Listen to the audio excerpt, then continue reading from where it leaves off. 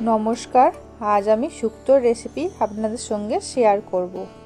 শুক্তোর জন্য সবজি নিয়েছি গাজর, কাঁচকলা, বেগুন, সজনে ডাঁটা, আলু, মূলো, পেঁপে, রাঙা আলু, বড়ি আর ছোট সাইজে একটা করলা।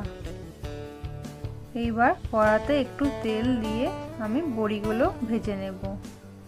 শুক্তোর জন্য আমি একটু বড় সাইজের বড়িটা ব্যবহার করেছি। এখন বড়ি লাল করে ভাজা হয়ে গেছে, আমি তুলে নিলাম। এইবার কড়াতে আর একটু তেল দিয়ে দিলাম, দিয়ে আলু, রাঙা আলু আর পেঁপে দিয়ে এখন ভেজে নেব একটু হালকা করে। শুক্তোর জন্য সব সবজিগুলো আমি লম্বা করে কেটে নিয়েছি। এইবার সবজিগুলো হালকা করে ভাজা হয়ে গেছে, আমি এবারে তুলে নিচ্ছি। এবার গাজর আর মূলো ভেজে নিচ্ছি। গাজর আর মূলোটা হালকা ভাজা হলে দিয়ে দিলাম কেটে রাখা কাঁচকলা। কাঁচকলাটা একটু ভেজে নেব। এখন ভাজা হয়ে গেছে, আমি তুলে নিচ্ছি। তারপর কড়াতে আর একটু তেল দিয়ে বেগুনগুলো আমি ভেজে নেব। এখন বেগুন ভাজা হয়ে গেছে, তুলে নিয়েছি। এবার কড়াতে আর একটু সর্ষের তেল দিয়ে দিলাম। একদম লাস্টে আমি ভেজে নিচ্ছি করলা। এখন করলা ভাজা হয়ে গেছে, এবারে তুলে নিলাম। তারপর ফোড়নে দিয়ে দিলাম একটা ছোট তেজপাতা আর একটু পাঁচফোড়ন। একটু ভেজে নিয়ে দিয়ে দিলাম আদা বাটা। আদা এখন ভাজা হয়ে গেছে, এবার দিয়ে দিলাম ভেজে রাখা সবজিগুলো। এখানে আমি যে সবজিগুলো তাড়াতাড়ি নরম হয়ে যায় সেই সবজিগুলো দিইনি, বাকি সবজিগুলো আমি একটু ভেজে নিচ্ছি। তারপর সামান্য একটু জল দিয়ে দিলাম পরিমাণ মতো লবণ, 1 চামচ সর্ষে বাটা।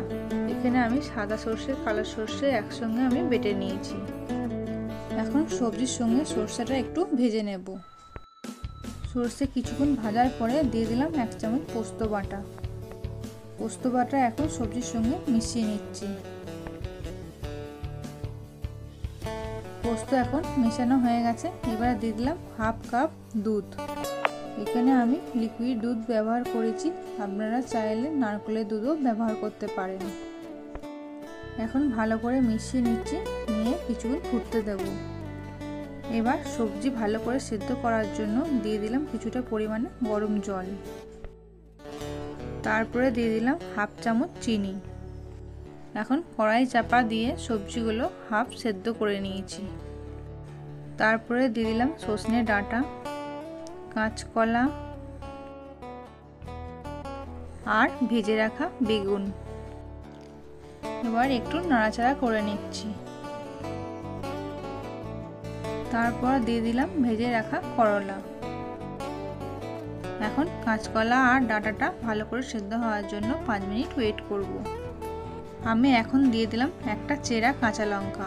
আপনারা চাইলে কাঁচা লঙ্কাটা স্কিপ করতে পারেন। 5 মিনিট পর ডাঁটা আর কাঁচকলা ভালো করে সেদ্ধ হয়ে গেছে, এবারে দিয়ে দেব ভেজে রাখা বড়ি। তারপর দিয়ে দিলাম ভাজা মশলা 1 চামচ। এখানে আমি মৌরি আর রাঁধুনি শুকনো খোলায় একটুখানি ভেজে নিয়ে গুঁড়ো করে নিয়েছি। তারপর কিছুক্ষণ রান্না করে নেব। যখন ঝোলটা একটু শুকনো হয়ে আসবে তখন নামিয়ে গরম গরম ভাতের সঙ্গে পরিবেশন করব।